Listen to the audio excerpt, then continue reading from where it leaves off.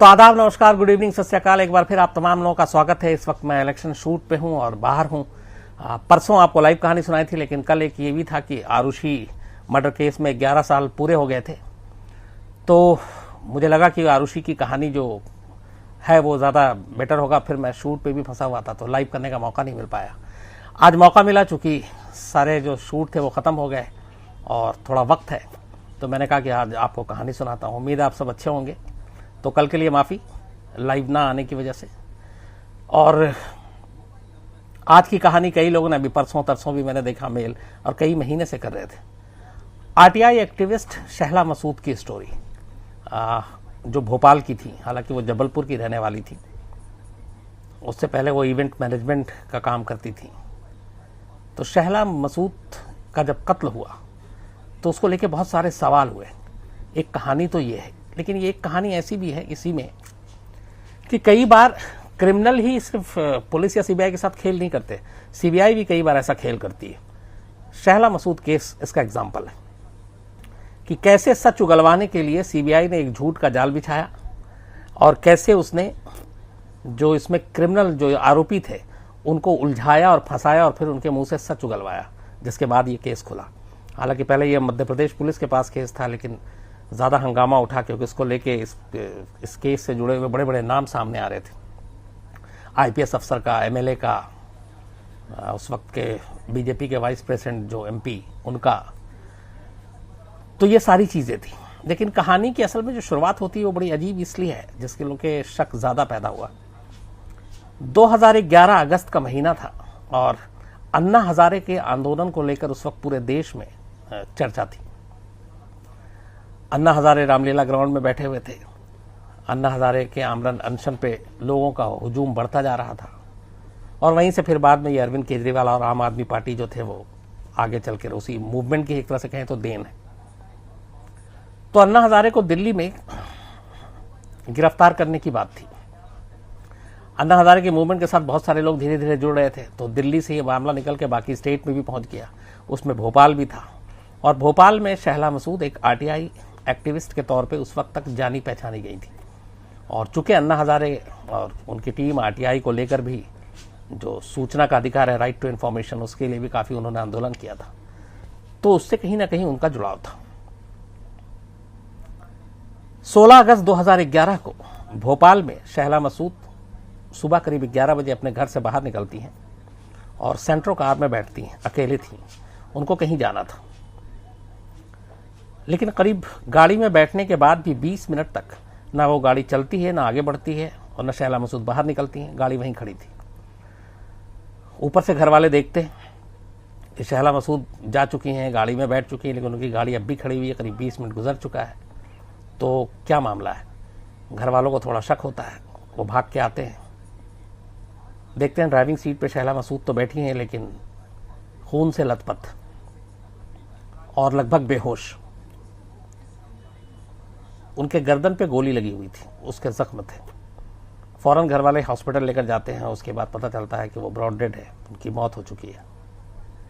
अब जैसी एक आरटीआई एक्टिविस्ट की मौत की खबर आती है तो जाहिर सी बात है भोपाल में थोड़ा हंगामा होता है। दूसरा और भी इसको सुर्खियां इसलिए मिलती हैं क्योंकि अन्ना हजारे की गिरफ्तारी को लेकर हर जगह अलग अलग आंदोलन हो रहे थे और शहला मसूद ने 16 अगस्त 2011 को ही भोपाल में भी रैली निकालने का फैसला किया था बतौर एक आरटीआई कार्यकर्ता। और उस वक्त उनकी मौत हो गई। किसी ने गोली मारी, तो एक तरफ इस आंदोलन से जोड़ के लोग इस केस को देखने लगे। दूसरा, उसी वक्त उनके 1 साल पुरानी लिखी हुई एक चिट्ठी लोगों के जहन में आ गई, जो उन्होंने एक आईपीएस अफसर थे, उनका नाम था पवन श्रीवास्तव। 9 जनवरी 2010 यानी मौत से करीब 1.5 साल पहले उन्होंने यूपी एमपी गवर्नमेंट और डीजीपी को लेटर लिखा था कि जो आईपीएस पवन श्रीवास्तव हैं वो पिछले 2 साल से उनको तंग कर रहे हैं, परेशान कर रहे हैं और उनको जान से मारने की धमकी दे रहे हैं। कुछ ऐसी चीज़ें हुई थी जिसकी वजह से और उन्हें इंसाफ नहीं मिल रहा है। तो अचानक वो चिट्ठी वापस निकल आई, क्योंकि मीडिया में थी 1 साल पहले की, कि एक आईपीएस अफसर के ऊपर एक आरटीआई एक्टिविस्ट ने इल्ज़ाम लगाया है तंग करने का, बदतमीजी करने का या जान से मारने का उनको खतरा था। तो एक शक उधर भी गया कि क्या आईपीएस जो उन्होंने खत में लिखा था कि उनकी मौत हो सकती है और उनकी जान ली जा सकती है, तो क्या ये आईपीएस पवन श्रीवास्तव का काम है? तो ये जब सारी चीज़ें उठी कुछ नेताओं के नाम उछले, तो फिर एमपी सरकार ने यही बेहतर समझा कि इस केस को सीबीआई को सौंप दिया जाए।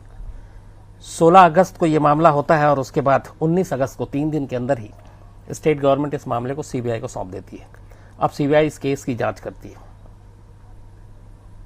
तमाम कहानियां थी और अलग अलग कहानियां सामने आ रही थी, लेकिन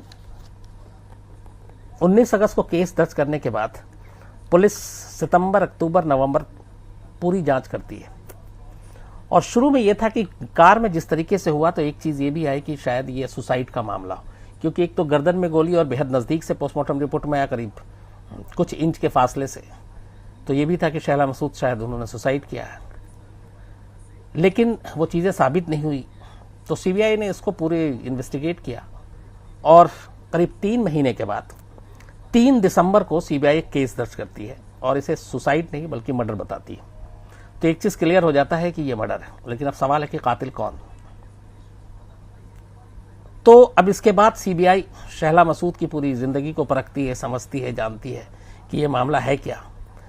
तो पता चलता है कि शहला मसूद वो जबलपुर की रहने वाली है और आरटीआई एक्टिविस्ट थी, लेकिन उससे पहले वो इवेंट मैनेजमेंट भी चलाती थी और उनका काम अच्छा खासा चल रहा था। इसी बीच में 1997 में ही उनकी एक आर्किटेक्चर थे जिन्होंने अमेरिका में पढ़ाई की, उनके साथ शादी हो गई।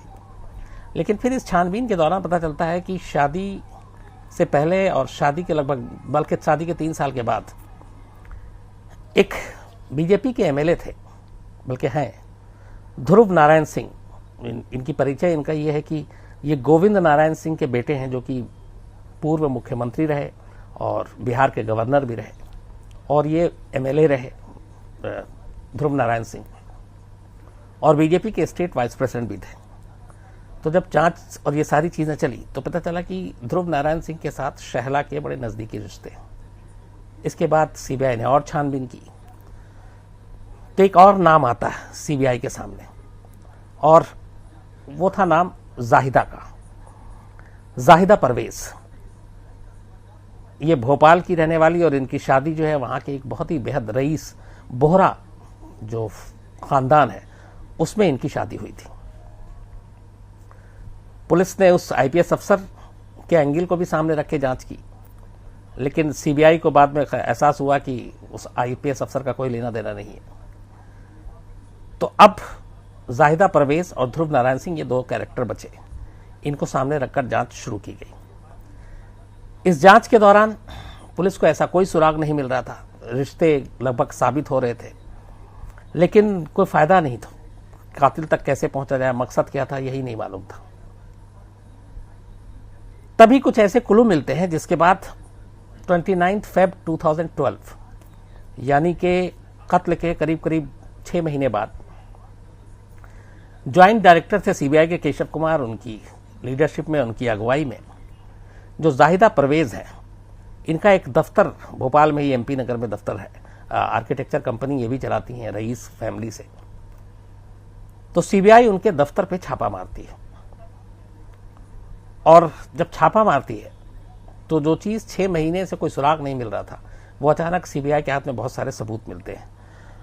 उनके घर से सीबीआई को डायरी मिलती है, डायरी के अलावा सीडी मिलती है, और भी कुछ चीजें थी। सीडी तो बाद में देखी गई, और सीडी में जो कुछ था उसने उस डायरी में लिखी हुई चीजों को पुख्ता कर दिया, और लेकिन जो डायरी थी वो शहला मसूद मर्डर केस के राज को खोलने में सबसे अहम साबित हुई। इस डायरी में एक जगह पे लिखा हुआ था, जो मैं आपको बताता हूं, जो सीबीआई ने बरामद की थी, और ये बाद में साबित हो गया था कि ये जाहिदा की हैंडराइटिंग है, कि 16 अगस्त 2011 उसके घर के सामने गोली मार दी गई। मैं सुबह से परेशान थी। अली, साकिब अली डेंजर, जिसने भाड़े के हथियारों को हत्या का काम सौंपा था, ने 11:15 बजे फोन किया कि मुबारक हो साहिबा, हमने उसके घर के सामने काम कर दिया। हत्या की पुष्टि के लिए मैंने अपने कर्मचारी को शहला के घर भेजा, उसके बाद मुझे सुकून मिला। ये उसकी डायरी में लिखा हुआ था। अब शहला की कत्ल की कहानी डायरी में लिखा होना, वो भी शाहिदा के अपने हाथ से, तो ये बड़ी अजीब चीज़ थी। इसके बाद सीबीआई ने जो सीडी मिली उसकी, जब बहुत सारी सीडी उस घर से, दफ्तर से बरामद हुई थी, तो जब उस सीडी को सीबीआई ने खंगाला तो उस सीडी में जाहिदा परवेज और ध्रुव नारायण सिंह, इन दोनों के बड़े ही मतलब अंतरंग संबंध वाले वो सारी चीज़ें उस सीडी में कैद थी, जो इनकी नज़दीकी और करीबी रिश्ते की चुगली खा रही थी। तो इस सीडी से एक चीज़ तो साबित हो गया कि जाहिदा परवेज के ध्रुव नारायण सिंह के साथ रिश्ते हैं।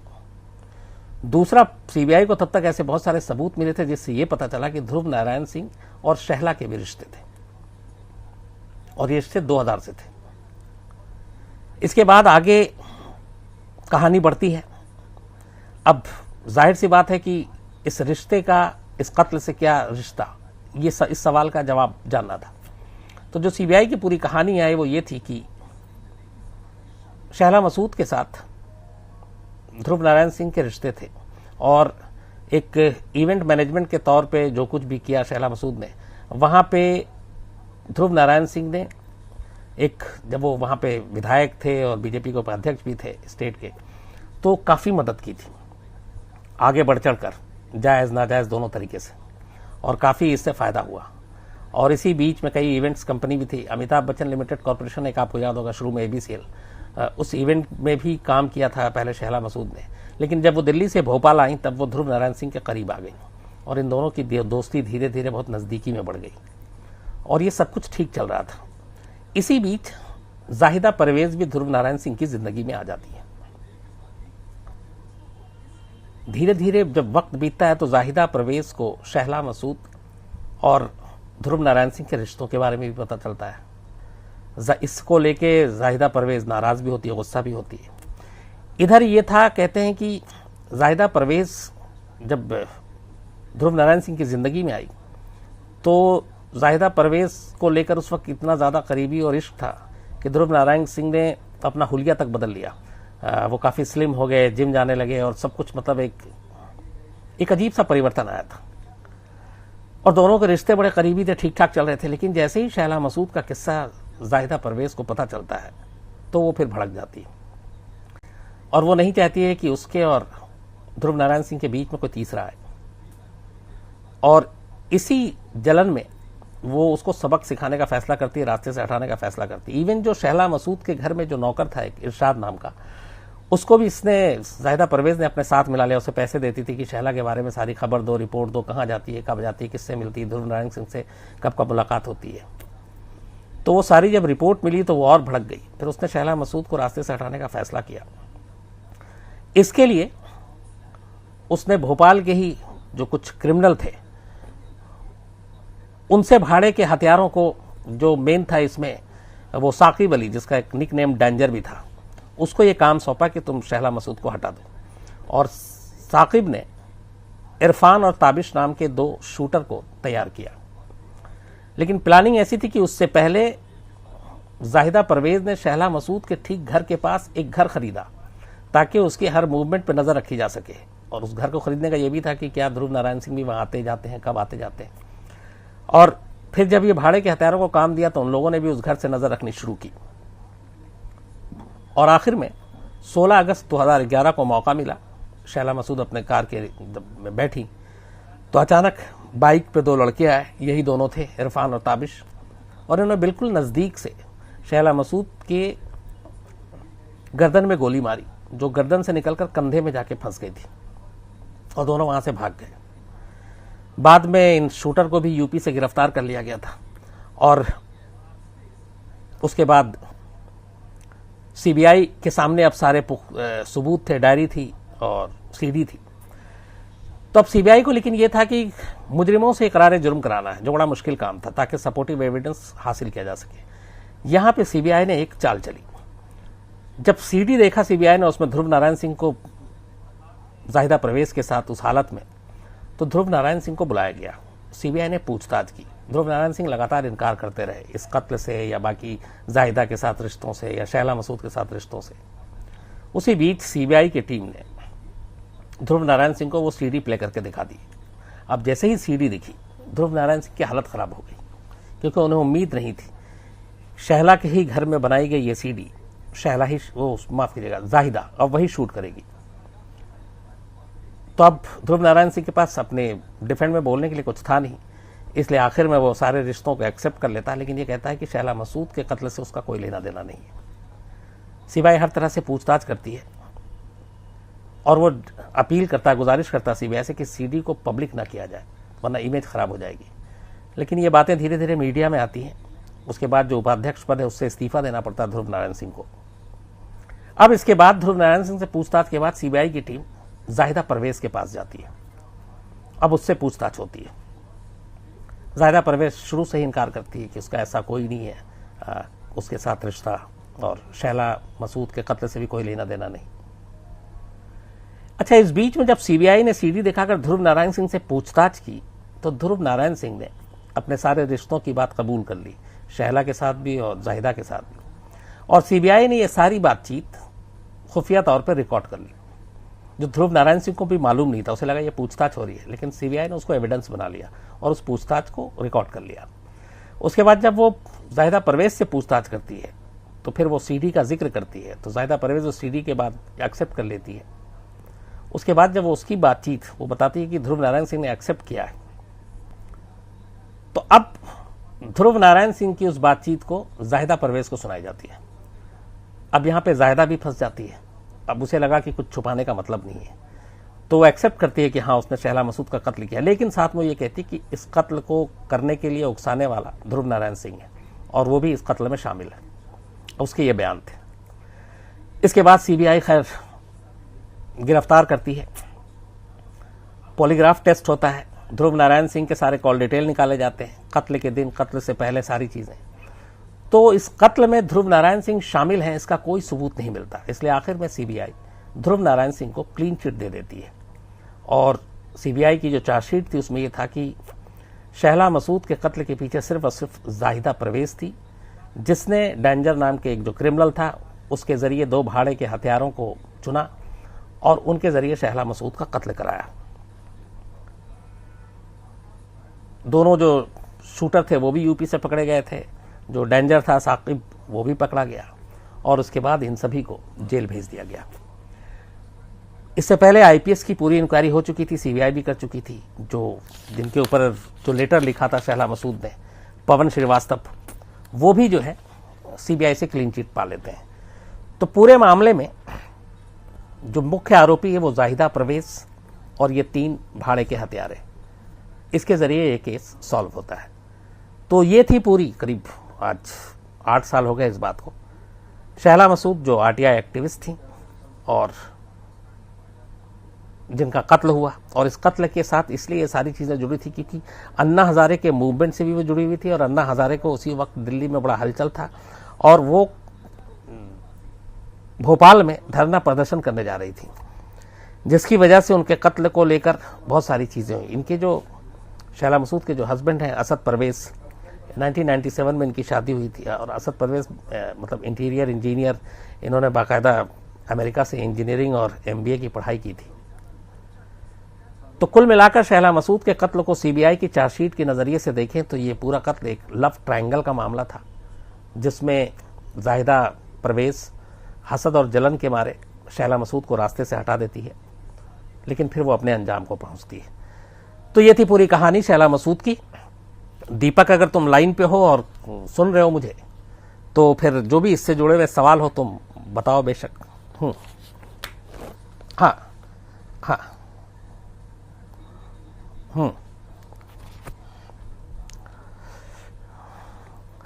अभिषेक साहब, सॉरी, एक तो आपके 10% ही बैटरी थे, लेकिन आप लाइव का इंतजार कर रहे थे। मैं बताया कि मैं लगातार शूट पे हूं, लेकिन मैं कल दिल्ली लौट जाऊंगा, तो उसके बाद ये सारी चीजें रूटीन पे होंगी। तो ये पहले भी कई बार कह चुका हूं कि बस ये 19 और 23 2 डेट और बाकी है। 19 को लास्ट फेज का इलेक्शन है, 23 को रिजल्ट ही होगा हम लोगों के सामने। उसके बाद क्राइम तक की कहानी अपने रूटीन के हिसाब से ही चलेगी। तो कल के लिए माफी।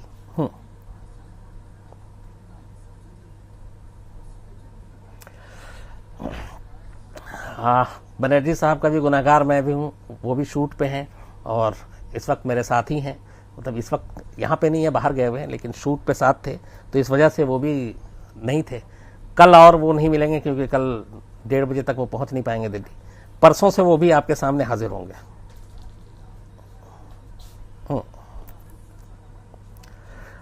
अलग अलग लखनऊ, बनारस, जौनपुर, आजमगढ़, मतलब बस ट्रैवल ट्रैवल ट्रैवल चल रहा है।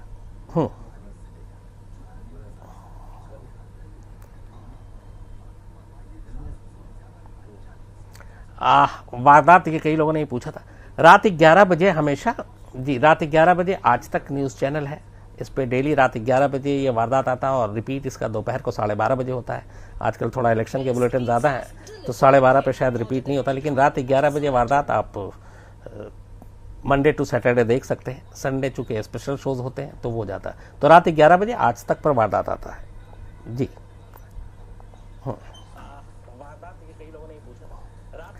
रीओपन करने के लिए कोई सॉलिड रीजन होना चाहिए, या तो कोर्ट को लगे या फिर एजेंसी को लगे या जिसको लगे कि अगर ये केस है और इसको बंद कर दिया गया है, लेकिन इसमें कुछ नए आपके पास प्रूफ आए, कोई सबूत आए, तो उस केस को दोबारा खोला जा सकता है। लेकिन कोर्ट को आपको कन्विंस करना पड़ेगा कि रीओपन क्यों, मतलब या तो इसमें कोई नई चीज आई है, नया एविडेंस आया है, नया विटनेस आया है, और कोर्ट को अगर लगता है कि हाँ इसमें ये नई चीजें और ये इस केस को नई एक मकाम तक ले जा सकता है, नई रोशनी इस पर डाल सकता है, तो फिर कोर्ट की इजाजत से उसको रीओपन किया जा सकता है।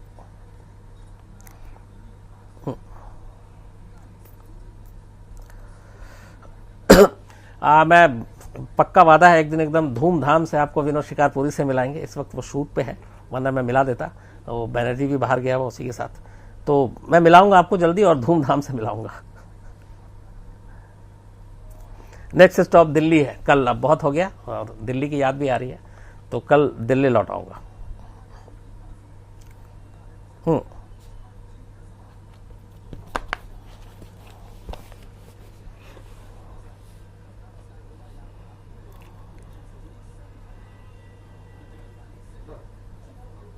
किनका सवाल है ये?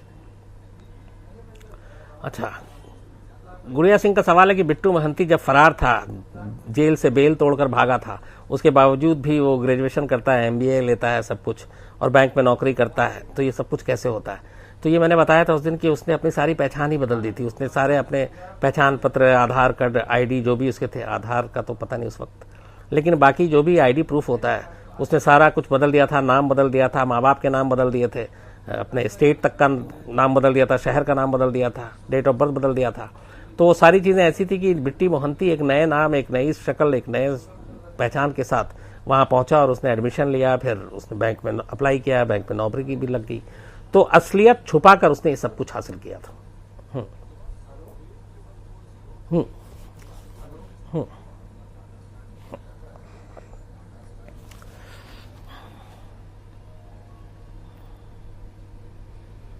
छाया जी और शमसी, अभी थोड़ी देर पहले ही घर पे बात हो रही थी बीवी से, तो ये होता है, क्या करूं। लेकिन इलेक्शन टाइम में बहुत सारे ऐसे रिपोर्टर हैं जो 20-20, 30-30 दिन तक लगातार बाहर आते हैं। मैं तो फिर भी लकी हूं कि बीच बीच में दौरा करके वापस आ जाता हूं घर।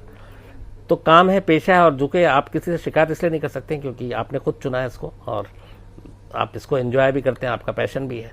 लेकिन हाँ, ये है कि फैमिली तो सफ़र करती है और कई बार सुनना भी पड़ता है, शिकायतें भी सुननी पड़ती है, ताने भी सुनने पड़ते हैं, गुस्सा भी झेलना पड़ता है, लेकिन काम काम है, वो भी चलता रहेगा। तो ये दोनों चीज़ें पैरेलल चलती रहेंगी जब तक कि ये सब कुछ होता रहेगा।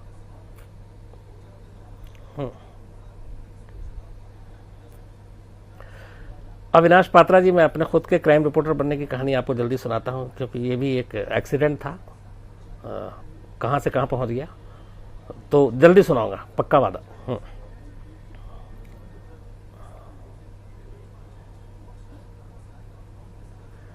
ध्रुव नारायण सिंह का यही मैंने आपको बताया कि इस एक केस ने उस वक्त सारी, चुके MLA भी रहे, बीजेपी के वाइस प्रेसिडेंट MP के थे, तो जब ये सारी चीज़ें लगी, इल्ज़ाम लगा, सब कुछ हुआ, उंगलियां उठी, फिर CD की बात आ गई थी। हालांकि उस CD को बाद में ये था कि आप पब्लिक ना करें, लेकिन इन चीज़ों ने पॉलिटिकल करियर जो है उनका तबाह कर दिया था।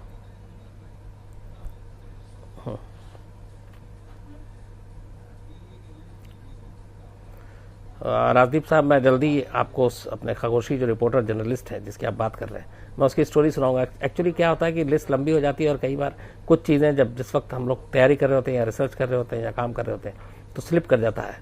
बट इसको मैं, और दीपक तुम भी इसको याद रख लेना, तो बता देना यार, तो जल्दी सुनाता हूँ।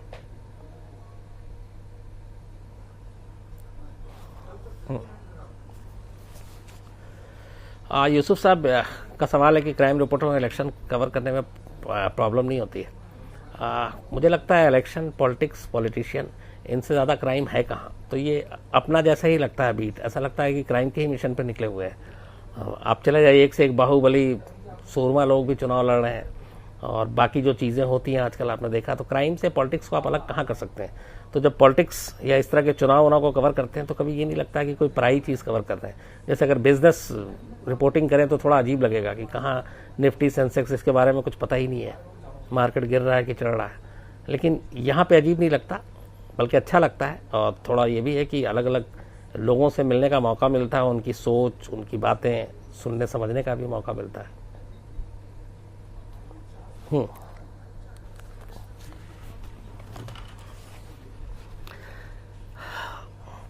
किनका सवाल ये?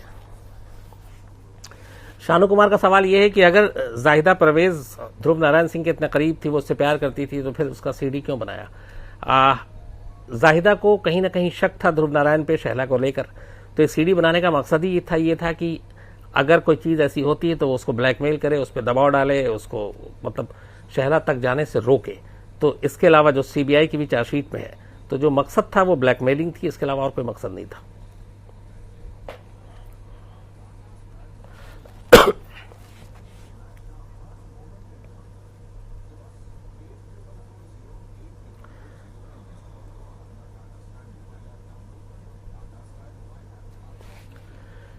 एक्चुअली जब आदमी क्राइम करता है तो कई बार आदित्य साहब ये भूल जाता है कि यहाँ तक पुलिस, सीबीआई कोई भी पहुंच सकती है। तो जाहिदा ने जो ये डायरी रखी थी, वो अपने एमपी नगर, जो भोपाल में एक मशहूर जगह है, वहाँ पे अपने दफ्तर में उसने रखा था। जो सीडी थी वो भी वहाँ रखा था, और इसे लगता था कि ये बहुत सेफ जगह पे है। और सीबीआई को कहीं ना कहीं से एक खुफिया जानकारी मिली थी, इसीलिए सीबीआई ने उसके दफ्तर में रेड किया था कि उस दफ्तर में कुछ ऐसी चीज़ें हैं जो इस शहला मसूद के कत्ल पे एक रोशनी डाल सकती है। और इसीलिए सीबीआई ने दफ्तर में पहली बार छापा मारा था, और वहां से ये बरामद हुआ। तो शहला जो जाहिदा है, उनको शायद ये ऐसा लगता था कि सीबीआई या पुलिस की टीम यहां तक नहीं पहुंच सकती, या ये भी शायद ज्यादा ही ओवर कॉन्फिडेंस की ऐसी किसी डायरी या सीडी के बारे में दुनिया में किसी को पता ही नहीं है, तो कोई क्यों आएगा। तो ओवर कॉन्फिडेंस और ये सारी गलतियां ही जो क्रिमिनल है उसको पकड़वा देती हैं। उसको लगता है कि उसने फुल प्रूफ काम किया, लेकिन कहीं ना कहीं एक छोटी सी कोई गलती हो जाती है, जिसके बाद फिर कानून के हाथ उस तक पहुंच जाते हैं।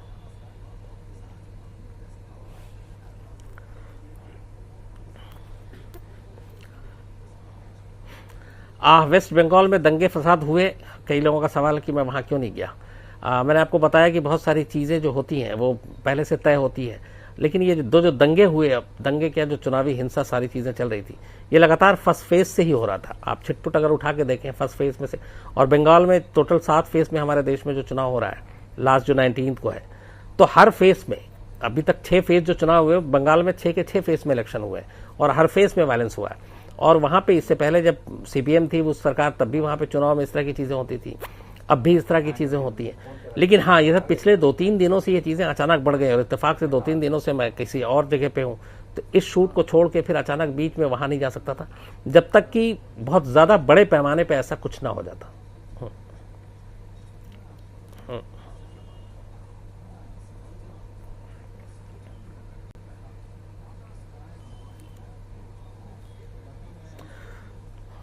अशोक योगी जी का ये कहना है कि हर स्टोरी के बाद मुझे बताना चाहिए कि इस स्टोरी का मतलब क्या है, इसका मोटो क्या है, इससे हमें क्या सीख मिली, क्या नॉलेज मिला। मुझे लगता है अशोक जी के, हमारे जो भी क्राइम तक के फैमिली के जितने लिसनर हैं, जो भी देखते हैं सुनते हैं, वो सब इतने समझदार हैं कि उन्हें पता है कि अच्छा और बुरा क्या होता है। लेकिन कोशिश करूंगा कि कभी कभी ऐसी चीज़ें कुछ हो तो मैं ज़रूर बताऊं, लेकिन मुझे लगता है आप सभी समझदार हैं, हर एक को ये पता है कि बुरी चीज़ों का अंजाम बुरा ही होगा। तो इसलिए इन सारी कहानियों का मतलब ही होता है, चूंकि एक तो कई लोगों ने कहा कहानी नहीं हकीकत है, वाकई हकीकत है, लेकिन जो ऐसी चीज़ें होती हैं इससे सबक लेने की चीज़ यही होती है। वो मेरे नज़र में एक चीज़ है कि कभी कोई बुरा काम मत करो, क्योंकि बुरा काम करने के बाद जो है, चाहे हम कितने भी गलतफहमी में जिए, कभी ना कभी पकड़ा जाते हैं। तो ऐसा नहीं होना चाहिए।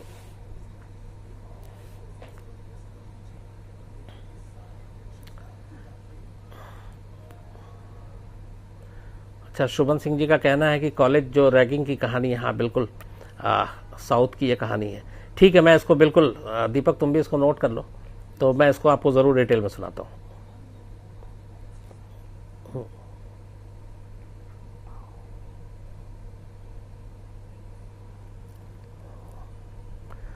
आरुषि पे, अच्छा अविनाश, ये है कि आरुषि पे अभी क्या है, मेरा नज़रिया जानना था। आरुषि पे मैंने उस दिन भी आपको बताया था, परसों शायद सवाल जवाब में, कि सीबीआई की लोअर कोर्ट ने उम्र कैद की सजा दी थी आरुषि के माँ बाप को, डॉक्टर तलवार और नुपुर तलवार को, लेकिन इलाहाबाद हाईकोर्ट ने दोनों को बरी कर दिया सबूतों के अभाव में।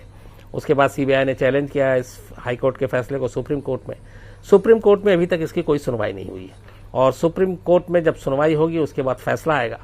और इस बीच में कोई ऐसा नया विटनेस, कोई नया सबूत, कोई ऐसी चीज़ आई ही नहीं। जो पहले दिन से कहानी थी वही थी। तो मेरा अगर आप नज़रिया पूछें, तो अगर मैं सबूतों के आधार पर ही बात करूंगा, तो सीबीआई कोर्ट की, चाहे लोअर कोर्ट हो या हाई कोर्ट, मैंने बार बार कहा कि सीबीआई की सारी चार्जशीट में कहानी है, लेकिन उस कहानी को साबित करने के लिए एक भी एविडेंस या सबूत ऐसा नहीं है जो कोर्ट में खड़ा हो सके।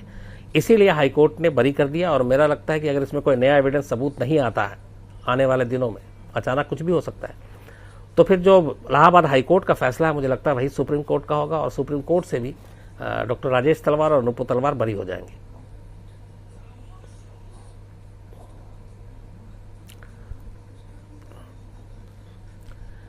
सागर ठाकुर साहब और कई लोग और जो शिमला गुड़िया रेप की कहानी सुनना चाहते हैं, ठीक है, नेक्स्ट वीक पक्का मैं आपको ये पूरी डिटेल में आपको बताता हूं।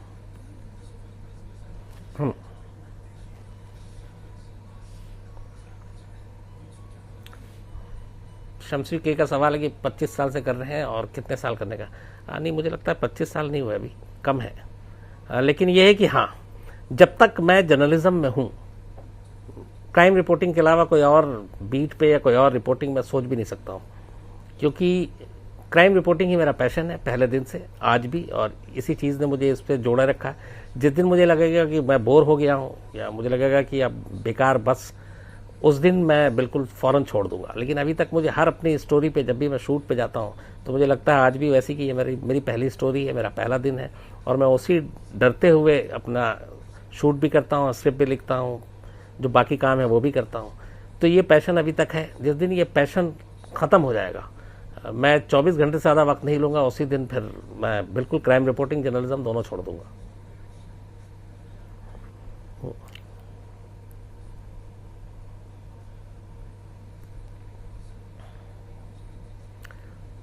रविंद्र कौशिक जी, कई लोगों ने कहा कि फर्स्ट स्टिंग ऑपरेशन जो बनाई थी वो अपलोड नहीं किया था, मैंने वादा किया। और ये मुझे दीपक वहां से सवाल करके कह रहे हैं, जबकि ये दीपक का काम है कि उस स्टिंग ऑपरेशन को जाकर लाइब्रेरी से निकालें और अपलोड करें। तो तुम मुझे ये शिकायत पहुंचाने की बजाय कायदे से तुम्हारे लिए ये शिकायत है, तो तुम पहला काम ये करो कि उसको ढूंढो, निकालो और उसको अपलोड करो।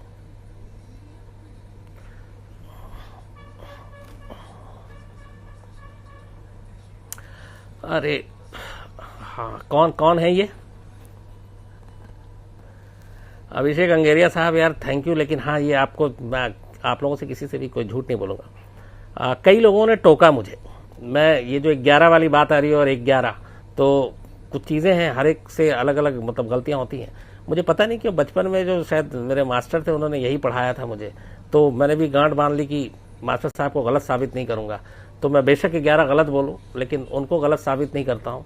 तो वो सिलसिला चला रहा, और इसीलिए मैं 11 बोल देता हूँ, कभी 11 भी बोल देता हूँ, ठीक ठाक रहता हूँ, तो फोकस रहता है। तो बट ये है कि बचपन से ही ये एक जुबान पे चढ़ गई, तो वही गलती चल रही। जैसे कई लोग हैं, मेरी एक टीम में तंसीम हैदर है, उसका किस्सा ये है, मुझे मालूम है, जब वो आज तक में नौकरी के लिए आया था, तो वो मेरी ही टीम में है, तो उसको मैं अपने बॉस के पास लेकर गया। तब कमर वहीद नकवी साहब हमारे बॉस थे। तो कमरे में उन्होंने पूछा क्यों करना चाहते हो, तब उसने बताया कि मैं जुर्म का फ़ैन हूँ, जुर्म देखता आता हूँ, ये करता हूँ। तो नाम पूछा तो पता चला कि तंसीम हैदर। तो उन्होंने कहा कि ये नाम पहली बार सुन रहा हूँ। तो एक्चुअली उसका नाम तस्नीम हैदर था। तो उसने बताया कि सर मेरा नाम तस्नीम है, लेकिन अब तंसीम। तो उन्होंने कहा ये बदला क्यों, जबकि ये गलत है। तो बोला वो स्कूल में जब मेरे पेरेंट्स गए थे KG में एडमिशन के लिए, तब उन्होंने नाम बोला वो तस्नीम, उन्होंने लिख दिया तंसीम। तो वो सिलसिला स्कूल से लेकर 10th कॉलेज सब चलता रहा, कभी नाम ठीक नहीं कराया, और आज उसका नाम वही हो गया जो गलत नाम है। तो वही चीज़ मेरे साथ भी है।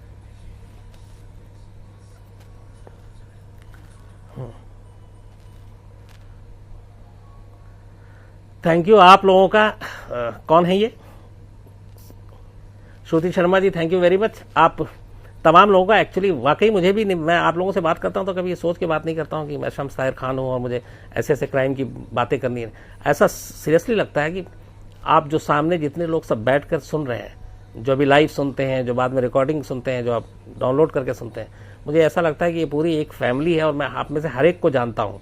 मैं शायद आप सबके जो सुनते वक्त जो आपके चेहरे पे जो सब सारी चीज़ें उतार चढ़ाव आती है, ऐसा लगता है वो भी मैं देख रहा हूँ। तो आप लोगों के साथ ये खुलापन यही चीज़ देता है कि हम जैसे फैमिली ही हैं एकदम। तो मैं कभी सोचता ही नहीं कि हम फैमिली के बाहर के हैं।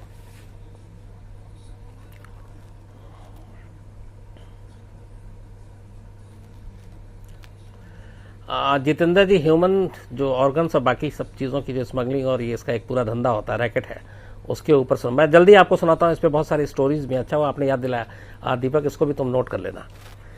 तो दीपक, अब इसको रोक ही दो क्योंकि बाकी भी चीज़ काम कर लूँ और फिर कुछ और चीज़ें हैं वो भी देख लूँ, मॉर्निंग में उठना भी जाना है।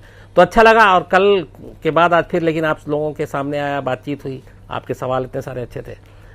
तो कल मुलाकात होगी और होप यही है कि कल दिल्ली से ही डायरेक्ट मुलाकात होगी, दिल्ली से ही लाइव होगी। तब तक आप अपना ख्याल रखें, अच्छे रहें and thank you very much.